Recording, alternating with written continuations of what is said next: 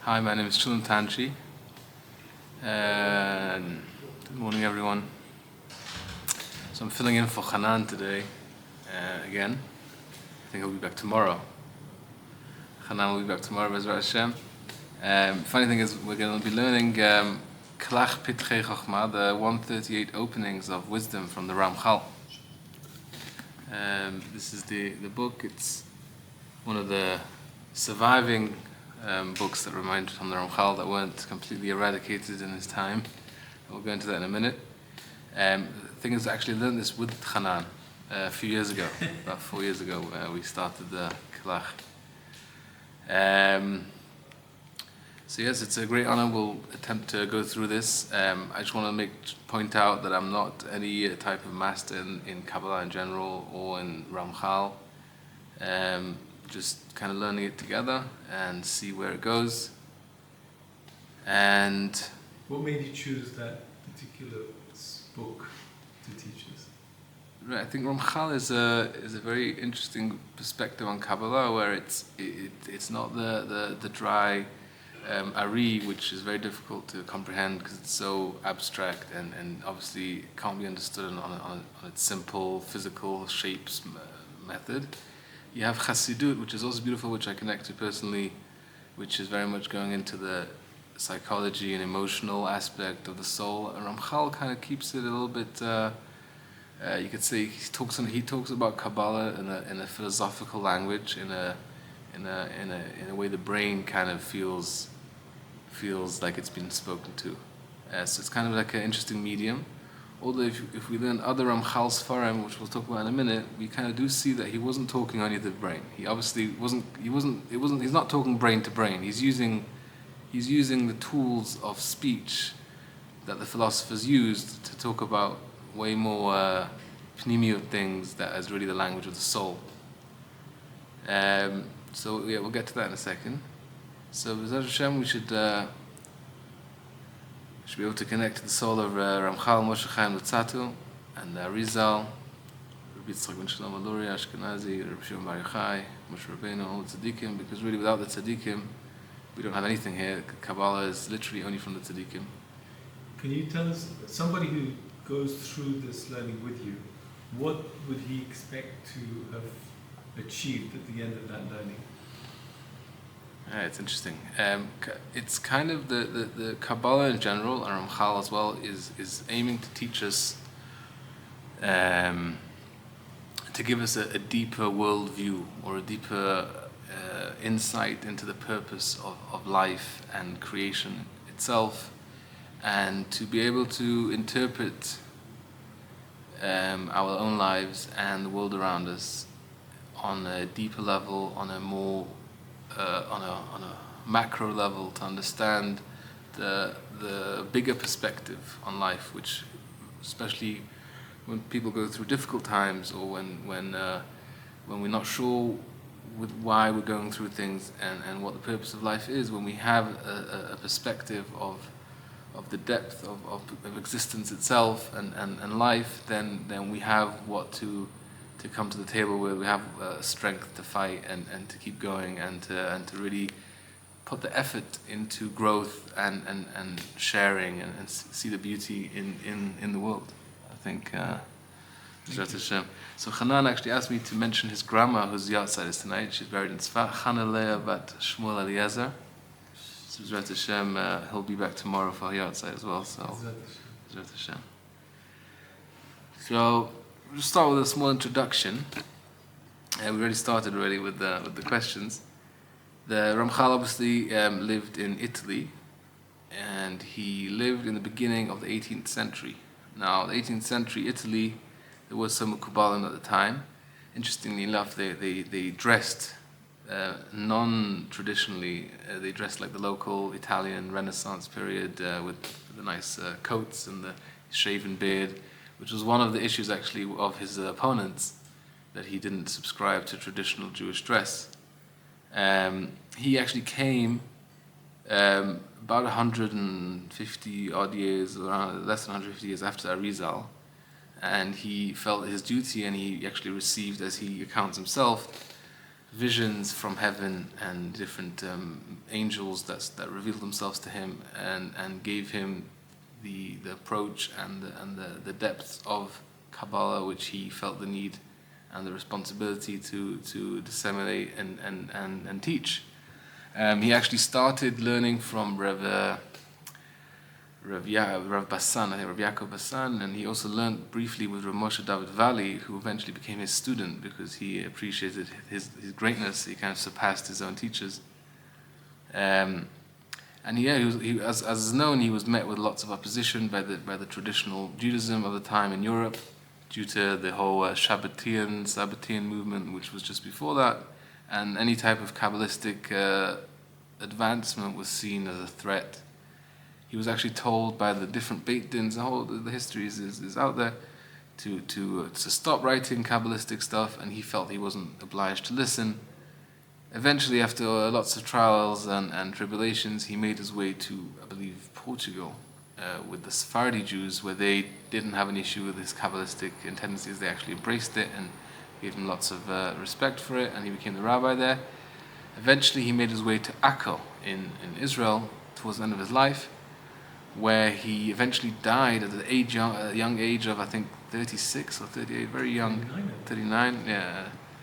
When him and his wife and his son died in a plague, in an epidemic, and he's buried in Tiberia, right? There's different opinions, but yeah, the traditional burial place is in Tveria next to Rabbi Akiva,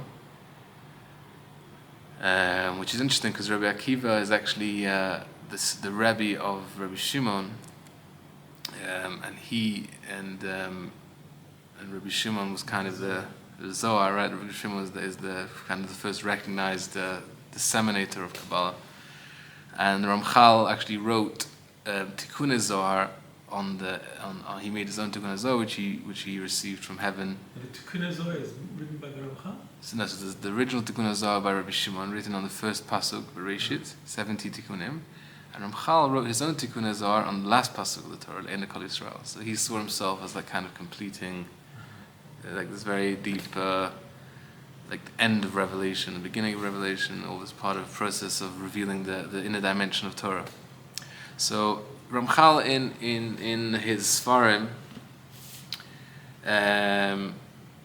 in Adir Bamaram, he's got a very interesting sefer, Adir Bamaram, where that's kind of going through what really Pnimiyut Torah is.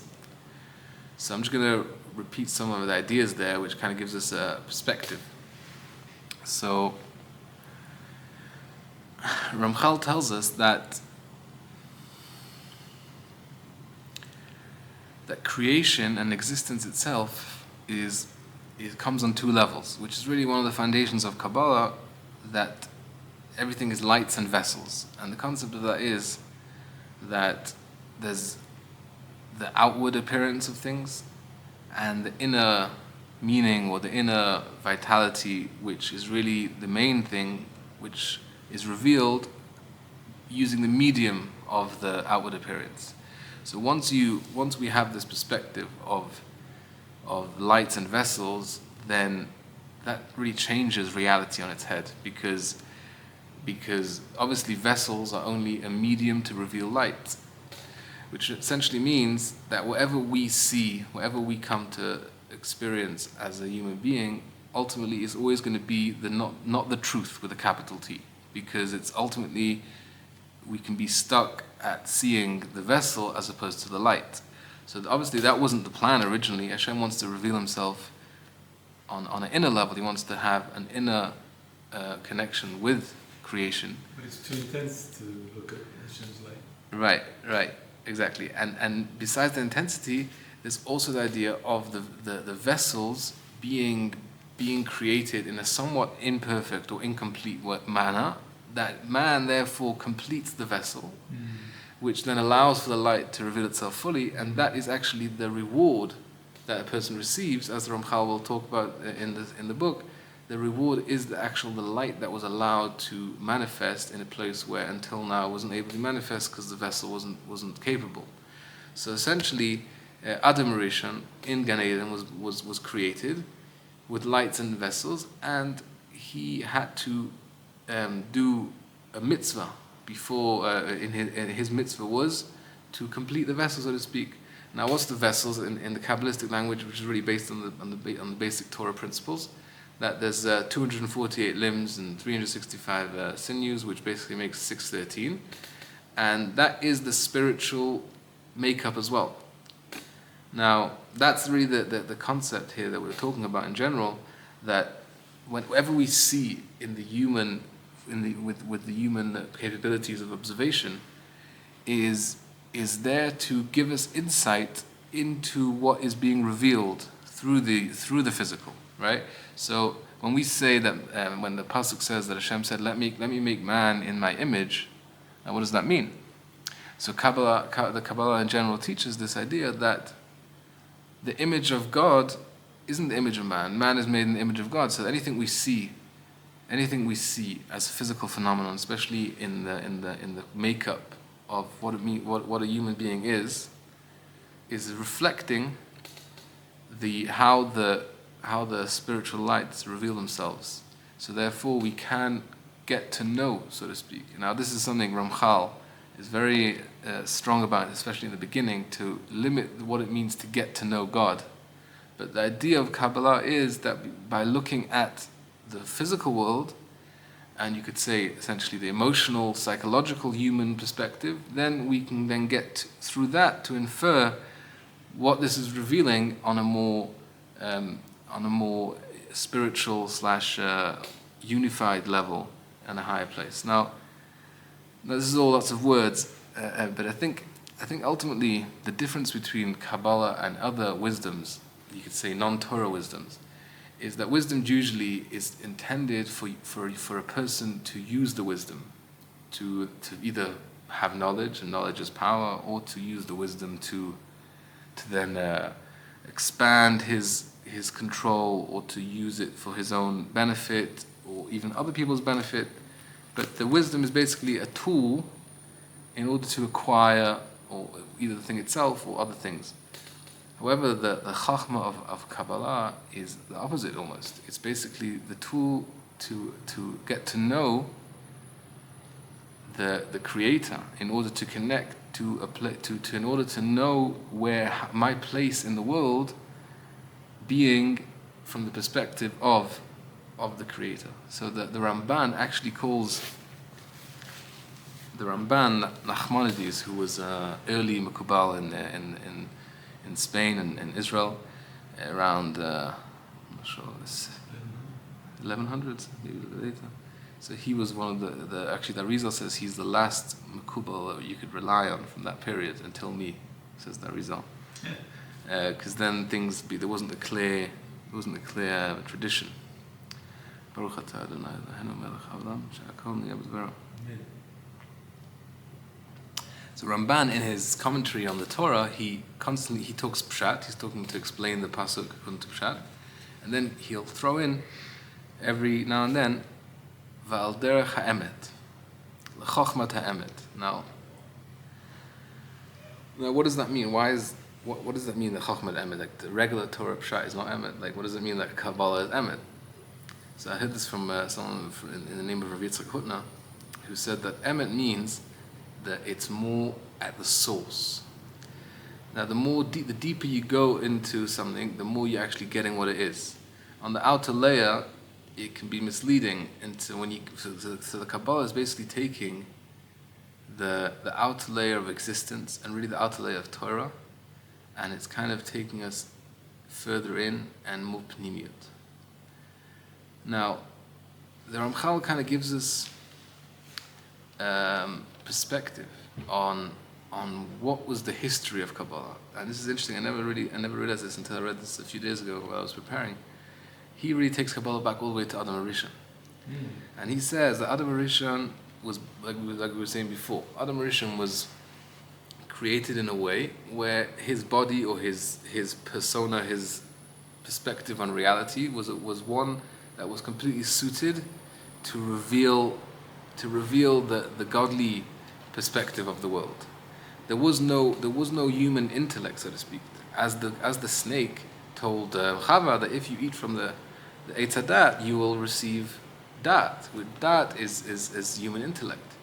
So the human intellect really is the prison which Adam Rishon kind of allowed himself to fall into, which is chitzoniut, because essentially the human intellect kind of makes us, it took us out of Gan Eden. It took us out of a place where we don't see, we're not faced with the exterior. We can't even imagine what this means, but it's essentially, you could say he was in a constant state of meditation, of just like a constant state of receiving from above, and no self-awareness. And for us, even to just get a moment of still in the mind is like a immense work. And so that means basically we're out of the place where a human being is connected to his source. And Kabbalah all along the generations was the knowledge. The more a person purified themselves, the more they actually connected to the source, which meant they saw through the physical world, and they actually used the physical world to see God. They didn't see it as a blockage; they actually saw it as a tool to see what's to see it's the way the Infinite is revealing Himself to us. So since Adam Rishon sinned. So can I just ask? Before the sin, you said that the vessels were broken, not complete rather, so that man can complete it. Right. Yes? So in what way was Gan Eden pre the sin incomplete? Right. Yeah, it's an interesting question, and obviously the RaMHaL talks about it in detail. It's like the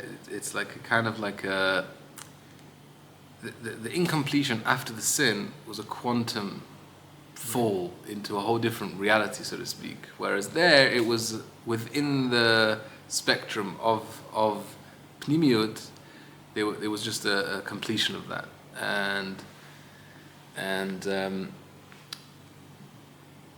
the RaMHaL does mention it there in very short words, which I didn't fully comprehend. He does say, he just basically says ultimately that after the sin, it became much harder to see through the physical, to see through the ego, and it basically just we fell into a whole different playing field, which now essentially for 6,000 years we need to kind of go back to square one to go back to the place of Pnimiut.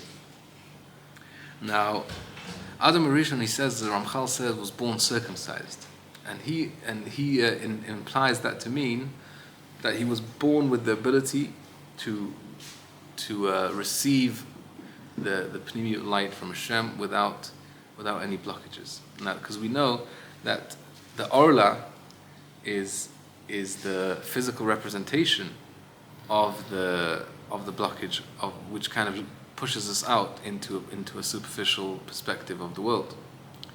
And now it says that Adam Rishon, the sin, it says that Adam Rishon was moshech ba'arlatza, which means he kind of tried to somehow pull the foreskin back on. He didn't want to be. It was pogem. He tried to break the sin caused him to be pushed out of that flow of receiving Hashem's light as it is.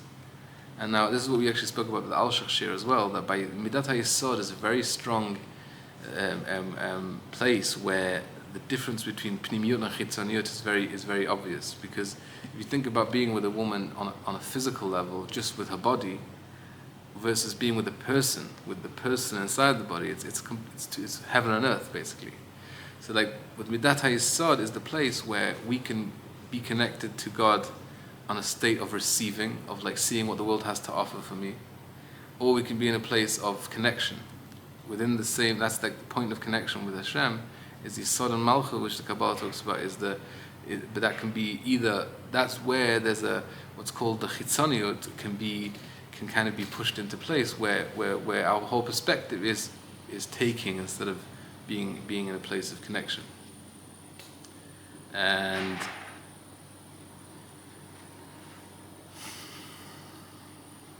so that's really when the whole world kind of fell into disarray between Adam Rishon, says the RaMHaL, and Avram Avinu eventually came onto the scene.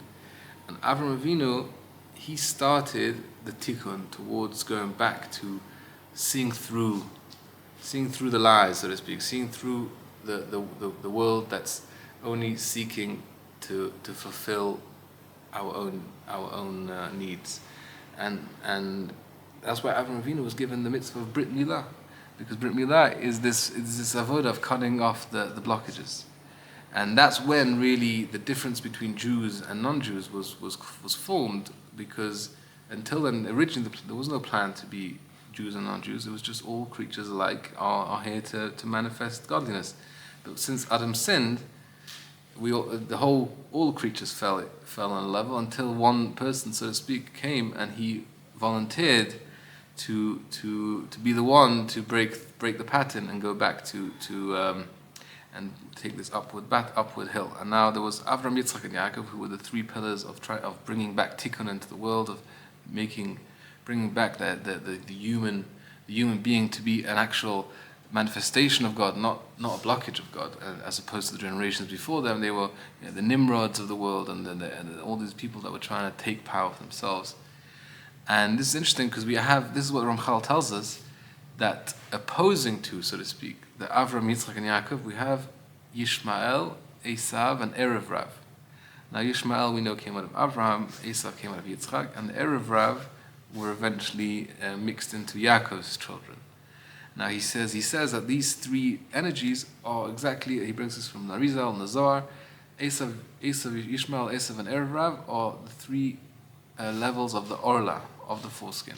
Esav is the complete Orla, Yishmael takes off the foreskin but doesn't do Priya, which is a more thinner type of blockage, and Erev Rav is kind of half Jews, but there's still the concept of an Erev Rav, the signs that the Zohar gives of an Erev Rav is all for self-power. He's trying to get power, he's trying to cause rifts, he's trying to, basically, again, this energy of taking instead of connecting to the giver of the things. And which is actually very interesting, because if you think of, I just thought about this yesterday, a complete parenthesis. I was just reading the Torah about Menashe and Ephraim, right? Menashe and Ephraim, Menashe was the firstborn, but he was sent to be second class. And this is like, I realize it's the third generation in a row that this has happened. You can almost say the fourth generation, right? Yishmael became second to Yitzchak, Esav second to Yaakov, Reuven lost his firstbornhood, and then this has happened again. So it seems to be, this is very much the theme RaMHaL says elsewhere, that Yaakov and Esav is also pnimiyut and chitzoniyut, and the Esav's avoda is to kind of break through this blockage and actually use the vessels to reveal the pnimiyut. And because Esav didn't want to, or it wasn't the time, he became a blockage instead of a revelation. But then what happened was, because he wasn't prepared to do that, then Yaakov kind of took it. So it seems in a way that the vessels of the Chitzonia, that's why they're born as firstborns. In the outside world, the firstborn, the one that's born first, is the exterior. And we have to break through that to get the second in line is the Pnimiyut.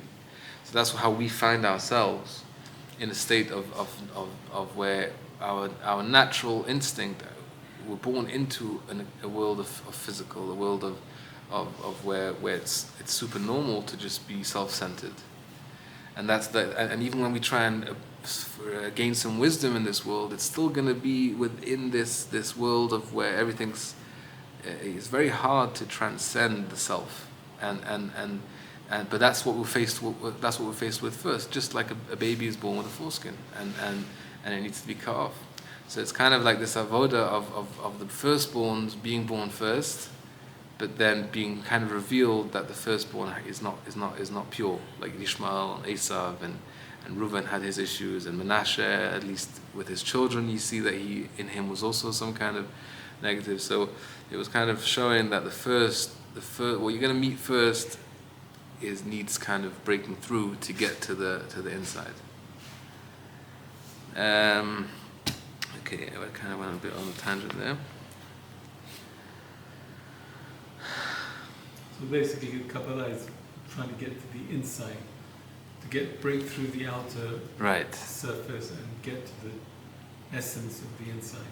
Right. To break through, and the point is why the Kabbalah teaches everything in terms of human figures and human ideas, is to actually not to disrespect the outer layer. It's actually to use it, because ultimately we can't know God in his pure form.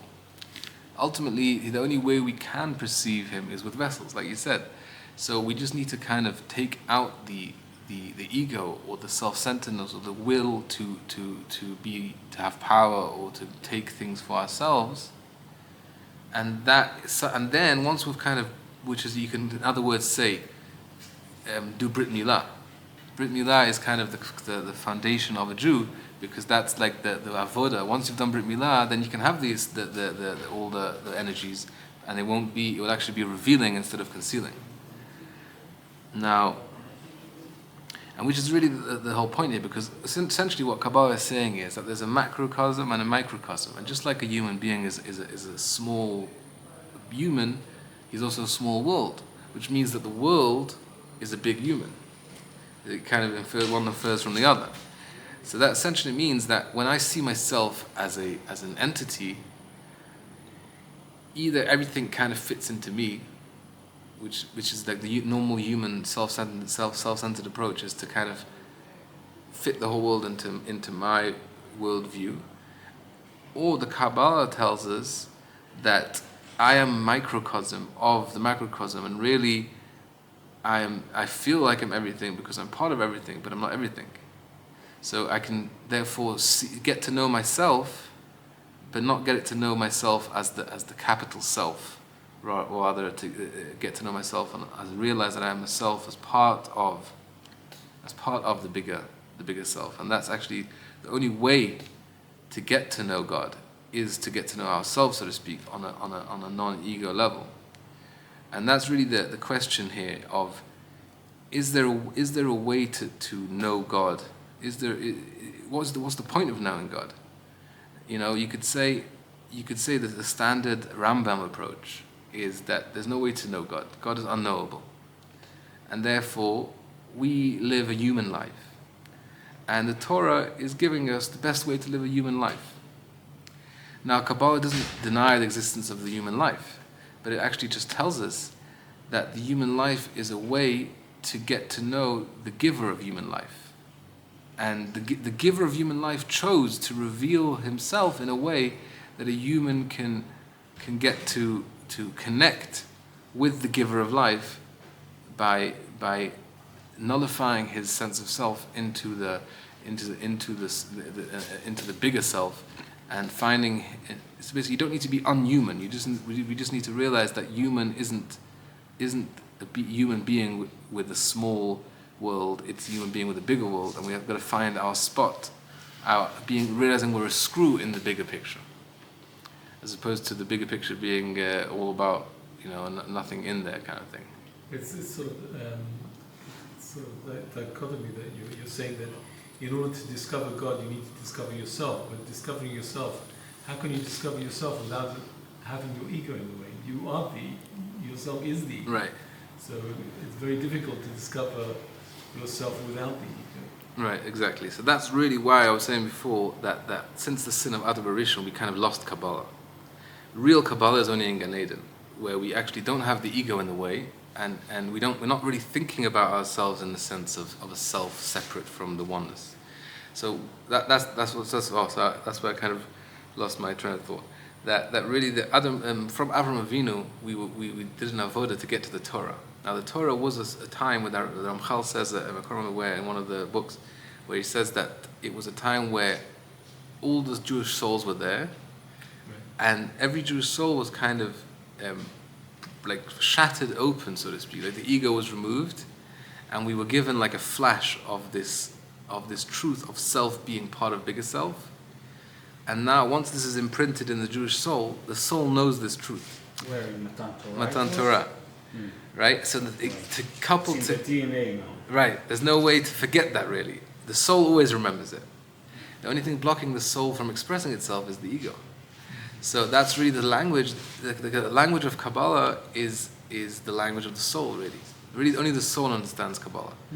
And really, that's the idea of where every different the different rabbis revealing the Kabbalah are basically trying to give us tools to somehow get to know the language of the soul while being a body that thinks with an ego, and encouraging us to kind of transcend the ego slowly and doing avodat Hashem, of self-nullification, of midot tovot, and purifying oneself, especially in the area of kedusha, of sexuality, which is and that really includes any type of physical desires, which if we live in a way of like just chasing after the physical, then we're making that our reality.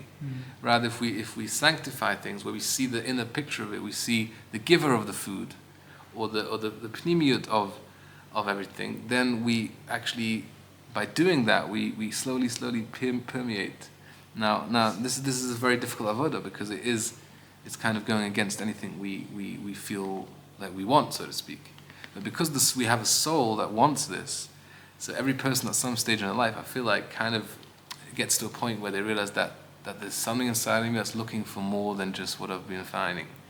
And it doesn't necessarily have to be Kabbalah. Kabbalah is just kind of giving the words to this soul language that everybody needs, and everybody finds somewhere or another in the realm of Torah, which is talking to the soul. And this is this parallel reality that we're constantly living as a Jew, where we're a soul in a body, and the body is kind of trying to do things, right? Tariag mitzvah, we do the 613 mitzvot. We're essentially still working in the realm of revealing the lights into the vessels, but we're not aware of it because of these levels of blockages that we kind of can't get through. Because we have Mashiach is going to be going back to the level of Gan Eden, of Adam Rishon. Right, so this is part of this process where we're kind of not able, until we had the Torah, and then the sin of the golden calf kind of took us back a stage. We're always kind of going forward a step and breaking through, but then there's falling back in. And the Beit HaMikdash was actually a very interesting idea. The Beit HaMikdash was the continuation of this of where the physical can be elevated into the spiritual, and a place where Nevuah, the prophecy, really was sourced in the Beit HaMikdash. It was the poles of Yachin and Boaz, and once the Beit HaMikdash was destroyed, once again, there was an end of prophecy, which essentially again means an end of Kabbalah, an end of actually being the soul being aware, rather basically the frequency of the pnimiyut shining through the physical world, and the physical world not being a blockage, that was kind of severed, and this is what the RaMHaL says was the time of Rabbi Shimon Bar Yochai. Rabbi Shimon Bar Yochai lived around 100 years after the destruction of the Second Temple, right. And that was a time really where there was no Kabbalah, and he came at a time where Hashem gave him special permission, and by him being in the cave for 13 years, completely removed from the physical, and he ate like spiritual food that came through as a miracle. And after that, he was able somehow to bring the Zohar, which the Zohar is light, and he had the power to somehow bring the light back through his Torah. And again, Arizal had this spiritual revelation to bring again this light down. But really, what RaMHaL is telling us is that we're never actually going to understand it in the mind. We're kind of trying to learn truths that are true on a higher level, which I can try and connect to and work towards getting glimpses of, and also believe in its inherent truth, and know that on a soul level that I am there, and my mind also, it makes sense on an emunah level as well, and the whole idea of Kabbalah, says the RaMHaL, is to know that Hashem wants to be known, and He wants to be revealed. He wants to reveal Himself to us, and He wants us to know His ways, and thereby connecting to Him, and therefore the knowledge is a way of giving us kind of like strength and emunah and hope to know that this big thing is happening, and to know that every action we have has ramifications on a way deeper level that we can comprehend, and ultimately, with prayer and connection and meditation, we can kind of, on an emunah level, we can always connect. We know these things are true. We know what should be true, and we're not trying to stand in the way and figure it out with the intellect, so to speak. Like so that's the thing when Mukabalim learn Kabbalah, it's very much with the mind. You try to figure it out, and then in prayer there's the kavanot, and the kavanot is supposed to be at least the time where the kavanot become real. Like actually, the person praying is supposed to, at least, and this is true with everyone praying, to somehow step out of the world of self and go into the world of pnimiyut and kind of enter the place where all these things are real. Again, Mr. Hashem. So I think this will suffice for now. Yeah. I'm curious to see what the book says. Yeah, let's get to the book. Mr. Hashem. It's Kalach Pitchei Chochma from RaMHaL. His introduction on his explanation really on Kabbalah. 138. Exactly. He died 38. 138. He died 38. Ah. 38? 38. Right. I thought it was 39. 39. We have a lot of RaMHaL today. Baruch Hashem. Yeah. Oh yeah, Derech Hashem. What else? That's it.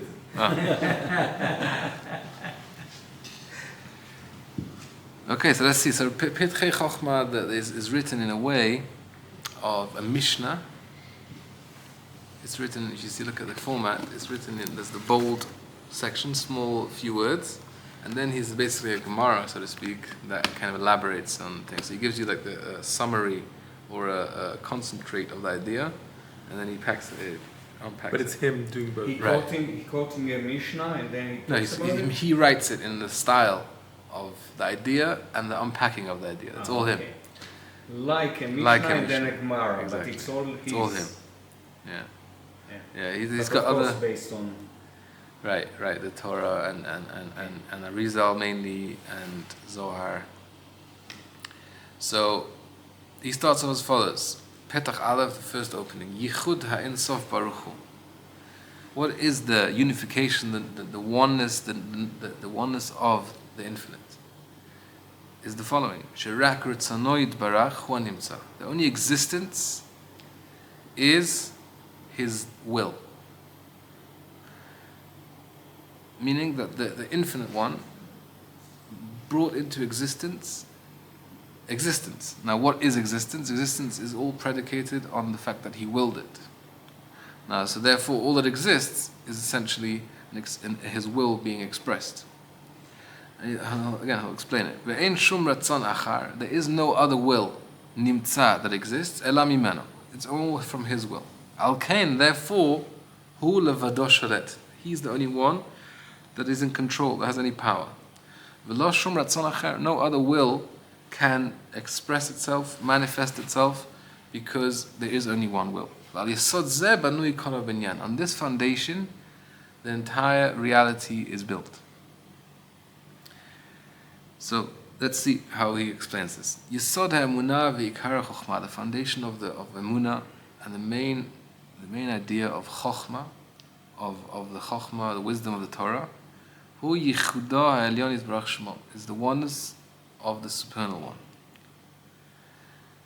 So this is interesting because in the introduction we spoke all about how we want to get to know. The idea of Kabbalah is to know him, so to speak. And that's really the basis of Kabbalah, is to explain how a human can know his creator and connect. But the RaMHaL is very eager right at the beginning to let us know, and RaMHaL has a similar style in his writings, to let us know that first of all, there is no knowing him, because he is unknowable. Just like the Rambam when the Maimonides, when he writes his chapters in belief in Emunah, in Yisodei Torah, and in Moreh Nevuchim as well, he is very adamant that the concept of a creator, the concept of a first cause, of an existence that is that which he calls mechuyav hametziut, that an existence that is what would be the English translation? Mechuyav hametziut, the existence that has to be, so to speak. That is the creator. Meaning, if we try and figure out what's the source of reality, what's the source of existence, There has to be an existence that is not bound by time or doesn't have a beginning or end. And when this existence decided to create existence with a lowercase e. So it's kind of separating existence as existence itself versus the creation and the existence that this existence wanted to show, wanted to reveal and create. So this kind of tells us that our whole reality is not in the context of existence itself. It's existence that is constantly being willed into being, and it doesn't have to be if not for the will of the existence with a capital E. Does that make any sense? Yeah, I think so. I mean, the big chiddush really is that whatever we perceive as evil is also coming from... Right, that's what he'll go into, right, in the Yeah. first two openings. I kind of thought about this in a moshel think about a hammer, for example, or any tool, like a hammer getting like self-awareness and thinking, like, what is reality? And he's like, okay, reality is wood and metal, or wood and iron. And then he's like, okay, but what's happening with this? What am I doing? And he's like, oh, I'm banging things. I'm banging screws. So okay, purpose of reality is to bang screws. And then he realizes that he's banging screws to build a house. He's like, okay, so reality is a house.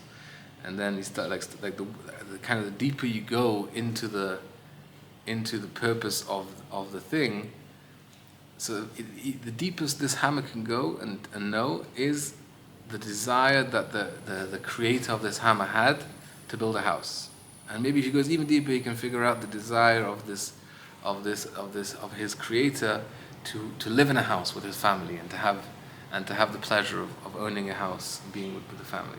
But he can't get to know the creator of the hammer himself because he doesn't exist in the context of the person himself. His whole entire existence is only based on the house of the creator, of this will, as opposed to whatever else this person is about, right? So we're limited to we don't go past the will that the Infinite One decided to create, and that's the furthest we can infer based on what we experience is that there's a will for this, but that doesn't take us into the existence itself and what's happened. Like there's no way we can.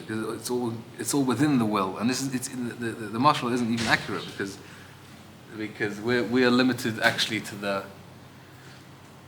We don't even know. We don't even have any tools to get to know that.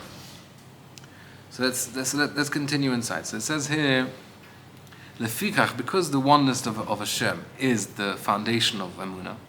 Lefikach, therefore, zeba shetzarich levaer rishona. This is what we will make a priority to explain first and foremost. V'zeh ki kol chochmat ha'emet, the entirety of Kabbalah, of chochmat ha'emet, the wisdom of emet, which we said before is the wisdom of the root of things, of the essence of things beyond their outside surface, is what? Eno ela chochma mar'a emitat emunah. It's all a wisdom just to show the true emunah, the true existence of God and how He acts in the world.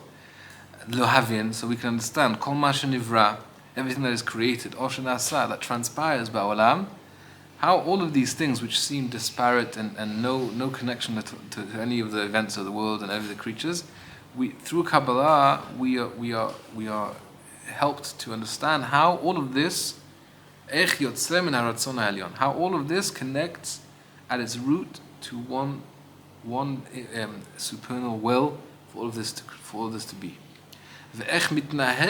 How all of this is governed and made to continue b'derech nachon min ha'el ha'echad baruch hu, in the right way from the one God. Legalgel hakol, to cause everything to continue and follow along from each other. Lahavio el hashlemut hagamur ba'achrona, to bring it to the final the completion of the will, right? So the will is to get to an end. Every will is a will for a completion of something, a will for something to happen, to transpire. So that all of the incidents in the world, all of the creatures of the world, is leading us to the end of this will. It's all still being willed, and the will is happening, so to speak, and is taking us to the completion of this will. Upratuta chokhmah hazot. So now he's explained till now the general idea of Kabbalah, connecting the will and all in the middle, that's happening in the middle to the end.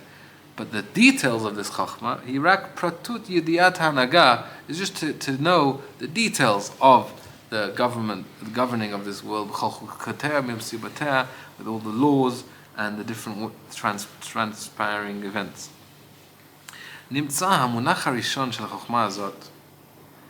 The first foundation, the first idea that we set in this wisdom, everything we see, whether it's bodies, created bodies, whether it's things that transpire over time,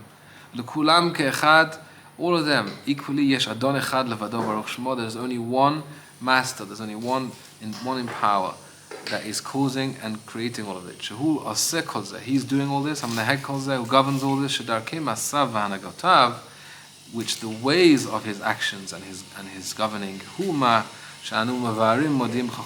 this is what we are here to explain and let you know in this chokhmah. The imken, therefore, this is what we will explain in the first opening. This is actually not only a truth, it's actually the foundation of all of creation. By knowing this truth, you said it, we will know what is the purpose of creation. Therefore, this has to be the first thing to explain. Now, Chelik Aleph. So here now he's going to actually go into explain the statement he made before, the Mishnah. Yichud Ensof Baruch Hu, the oneness of the Infinite One. Ki kva yadata, she'atzmut ha'ma'atzil yitbarach ein anu medabrim mimeno klal, v'hu ba'al haritzon. We never speak about the ma'atzil, the one who emanates, the one who behind the will, the willer, the being itself. That we don't speak about, obviously, because there is no way to speak about it, and this is where nobody disagrees with the basic principle of faith that he is unknowable and undescribable and can't be split into 10, which is one of the early Rishonim had an issue with it. How can you fit together the concept of the Sfirot and the different Kabbalah ideas with the basics of simple faith? So he's telling us, obviously, simple faith remains, notwithstanding that it's Hashem is one and undescribable. Everything we will be talking about is all from the revelation of His will, who is obviously infinite and all powerful, because it's the will of the infinite. But this we are allowed to speak about more. Even with the will, we can't speak too much and think about too much. Because we're not talking about Him, rather His will, therefore we're allowed to contemplate more. So he's going to explain a little bit more. The supernal one, Yesh lanu Baruch Hu v'yitbarach Shemo, may He be blessed, the name be blessed. Yesh lanu lahamin shehu yachid b'chol inyanav. He is one in all ways. Pirush shehu yachid b'mtziut. He is the only one in existence. Shehu levado mochrach ha'metziut ve'en achar klal. There is no other existence. V'shehu yachid b'shlita. Not only is He the only existence, He's the only one in power.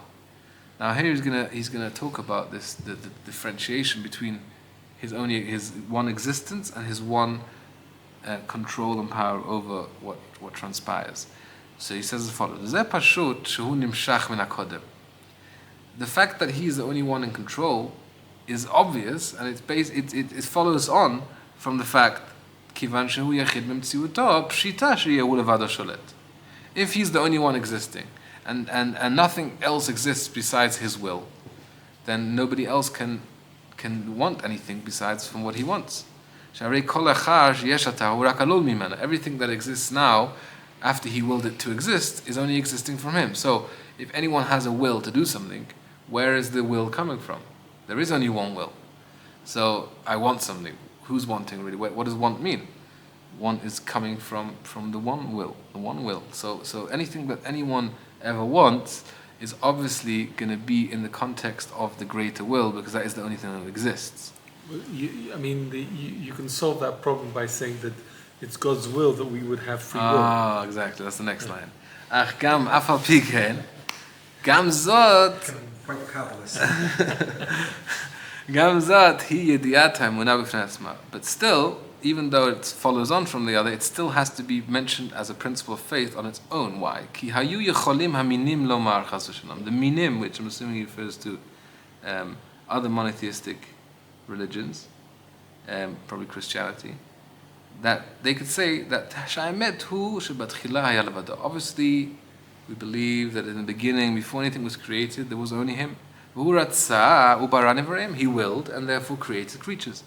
Ach kivan shebara b'ruim balei ratzon, because He gave those creatures many wills in the context of the greater will. Haya efshar, it would be possible lulei yichudo shalom, unless He was actually one, His oneness manifested throughout creation. You would have said that those wills will be able to prevent His will from being manifest. Pirush. Because He gave them free will, their will can be opposite of His will. Not only is this philosophically an option, if we look at history, if we look at what happens in the world, it seems that Hashem isn't in control. It seems that He wanted a good world. Why? Because God is good, and all He wants is good. But then what happened? He created potential for bad. And then He created man that has to now choose between good and bad. Now they can manifest bad in the world. And what happened? Lo and behold, man came and actually chose bad. Kilkel ma'asab, and he destroyed. He did bad actions. He acted bad. So you can say Hashem's plan didn't work. Chas v'shalom. And therefore, add the Christians, v'Yisrael shechatu, and the Jews that sinned. En Yeshuata lahem chas v'shalom. There's no hope. There's no savior to the Jews. Why? Because it was supposed to be the chosen people, but we messed up, and now that's it. We went against God's plan. Elachatu v'chotim. They sinned and they still sin. Al ken yiyu tamid kach. They'll therefore say these people, we will remain forever. Golim umunim. We will always be in exile, always be persecuted. Ki me'ayin lahem ha'yeshua.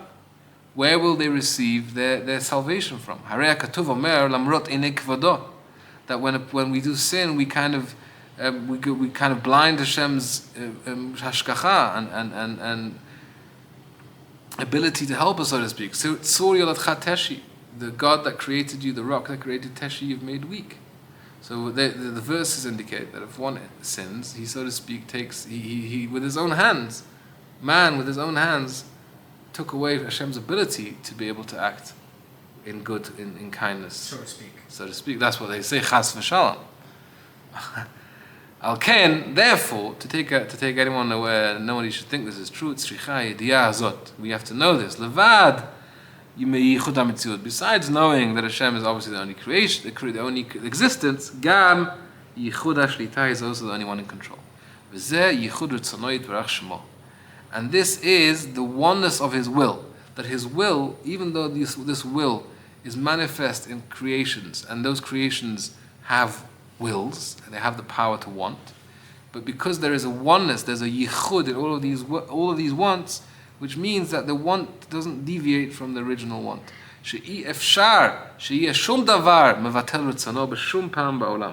There is nothing in the world that can negate His will. So then how do you answer the reality of the world? It doesn't seem like Hashem's original plan is going so well. The contrary, like He said. Everything which seems to be opposite of Hashem, right? How does the Holocaust happen? Right, the classic question. How is the good God? And it's a very good question. So what does that mean? Ultimately, that's really the question that kind of needs emunah. And this is an emunah to say that even though things are going against the good gods, seemingly, we believe that no, this is like a emunah that we received and we hold true by, even though it seems to go against what the logical conclusion would be. But therefore, he tells us, everything we see, anything that seems going against his will, he allows it to be. Based on a deep plan, an eitzah, deep thing that he has deep in his mind, in his machshava, which has its whole plan, how it's going to continue going. It's all going to get eventually to a complete tikkun, and somehow this is all part of the plan. And he doesn't say how. This is where the suspension of logic has to end, and emunah has to begin, and believe that obviously, because we know that he's the only will that happens, then somehow all of these wicked, evil wills that happen inside of it is all part of the plan. And he explains a little bit more. Hashem wills for bechira to exist now.